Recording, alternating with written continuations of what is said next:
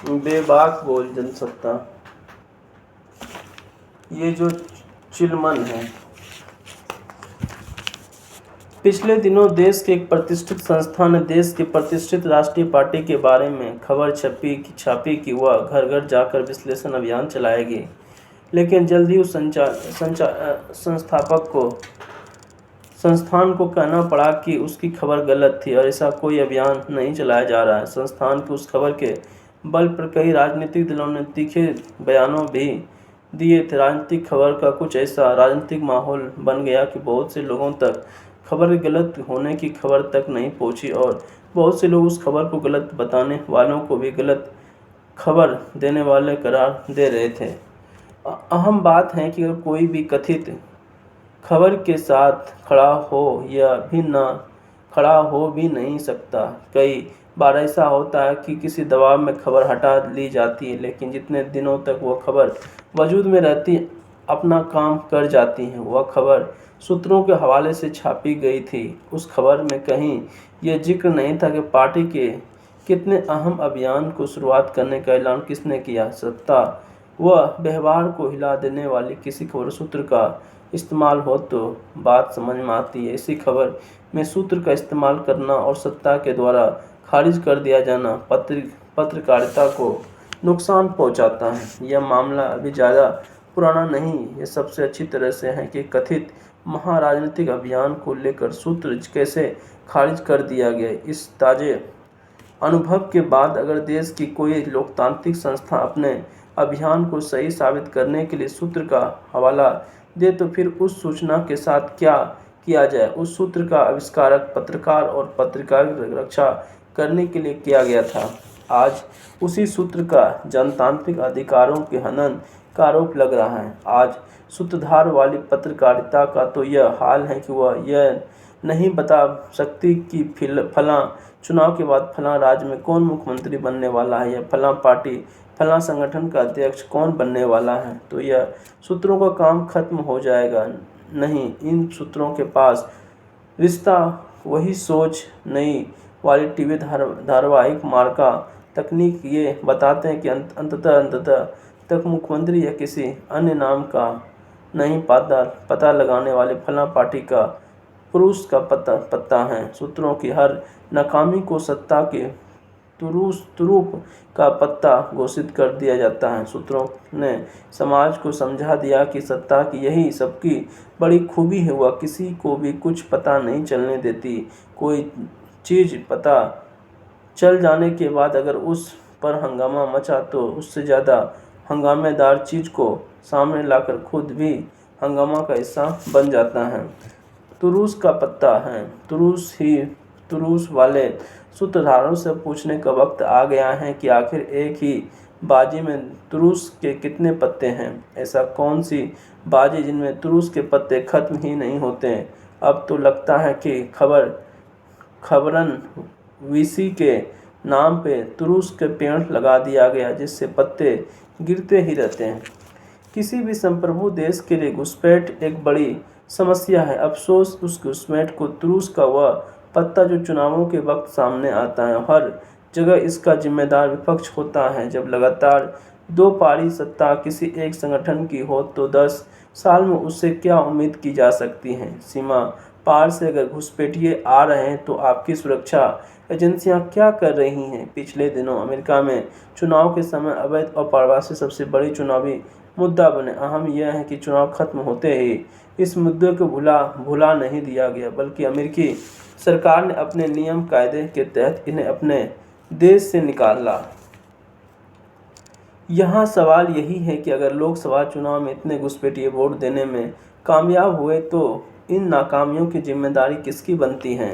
आधार card परियोजना के लिए जब पूरा देश अपनी उंगलियों को निशान लेकर आँख की पुतलियों तक के नमूने को सरकार के हवाले कर रहा था, तो क्या उस वक्त अंदाज़ा नहीं था कि आने वाले समय में भारत की सीमाओं पर घुसपैठियों की ये थोक के भाव मिलने लगेगा। किसी नामी गिनामी नेता ने सही किसी सूत्र तक के अब तक का यह सवाल क्यों नहीं पूछा कि आधार कार्ड परियोजना पर देश की जनता ने कर का कितना पैसा खर्च हुआ। आखिर इनमें किसी की क्या बात थी कि नई सत्ता पूर्ववर्ती सत्ता से सब कुछ बदल देंगे वाले ऐलान के बाद भी इससे जुड़ी अगुआ का दिल खोल कर स्वागत किया। बिहार बंगाल सिक्किम की सीमा पर प्रवेश करते ही अगर घुसपैठियों का स्वागत आधार कार्ड से होता तो पिछले 10 वर्षों में इसके खिलाफ क्या कार्रवाई की गई। कथित जंगल राज 15 साल का था। अब देश आपसे भी पूरे आपके भी पूरे हुए हैं। 15 साल में बुरे को ठीक करने के लिए क्या 10 साल इतने कम हैं। पत्रकारिता खबर के स्रोत भी रक्षा के लिए सूत्रों के हवाले से बात करती हैं। जब संस्थाएं भी सूत्रों का सहारा लेगी तो पूरा का पूरा नाम कौन लेगा।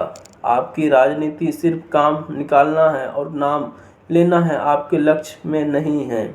पत्रकारिता एक आधुनिक विधा है। पत्रकारिता और साहित्य में फर्क ही सत्य बनाम गल्प का है। आज कथा सम्राट प्रेमचंद कथ्य को बदलकर कह सकते हैं, पत्रकारिता सत्ताधारी राजनीति के आगे चलने वाली मशाल है। यह विपक्ष तले सिर्फ अंधेरा चाहती है। साहित्य के नाम लेने का साहस पत्रकारिता के कंधे पर डाल दिया था। धीरे धीरे काल बढ़ता तो पत्रकारिता का आधार दूसरी तरफ खो गया। अब कहानी वही है, दिन और नाम कहीं नहीं। अपनी प्रवृत्ति के विपरीत पत्रकारिता आज कहानियां गढ़ने का काम कर रही है। इन कहानियों में भी उलझन है। इन कहानियों में किरदारों की कोई नाम नहीं। बहुत सोच समझकर इन कहानियों के किरदार के नाम छीन लिए जा रहे हैं। जब नाम ही नहीं तो किसी की पहचान कैसे होगी। कृत्रिम मेघा ने तो नाम के खिलाफ वाले अभियान को और आसान कर दिया। अगर आपने अपनी कहानी में किरदार का नाम लेने की हिम्मत कर भी दी तो कथित मेघा पाठक तक उसकी पहुंच ही खत्म कर देगी। जंगल में मोर नाचा किसने देखा। बिना पहुंच के, बिना प्रसार से आप नाम लेकर करेंगे भी क्या अगर कोई उसे सुने ही नहीं। इसके साथ ही आज की पत्रकारिता ने सूत्र का इस्तेमाल जनता के हवाले से सत्ता व व्यवस्था की रक्षा करने के लिए शुरू कर दिया है। पत्रकारिता के बाद बजरिया बिहार की लोकतांत्रिक संस्था के सूत्र का दामन पकड़ा है। अभी तक नागरिक शास्त्र की किताबों में हम चुनावों के लोकतंत्र का पर्व पढ़ते थे, जिन्हें आज की राजनीतिक शैली के आधार पर हम महापर्व कहे जाने लगे।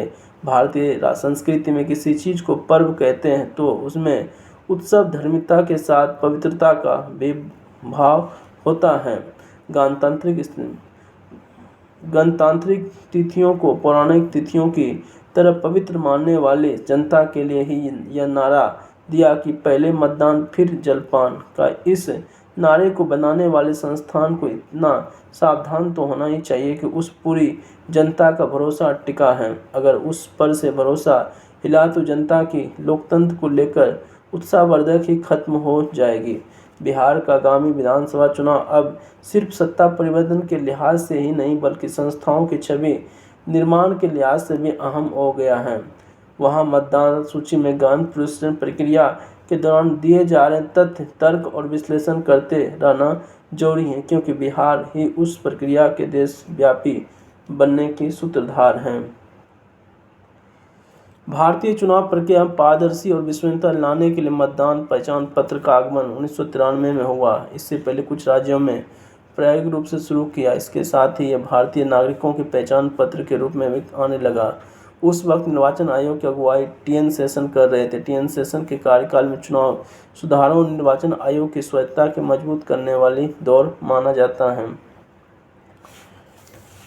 खूब पर्दा है चिलमन के लोग बैठे हैं, सांप छुपाते भी नहीं, सामने आते भी नहीं। दा देहलवी।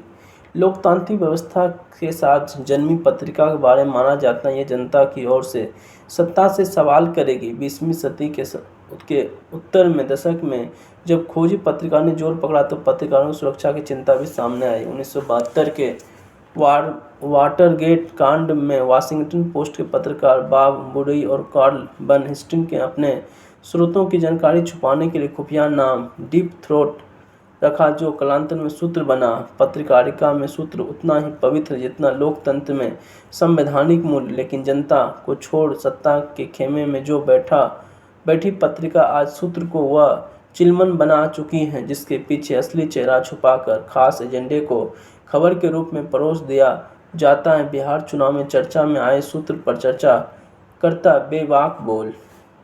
मुकेश भारद्वाज।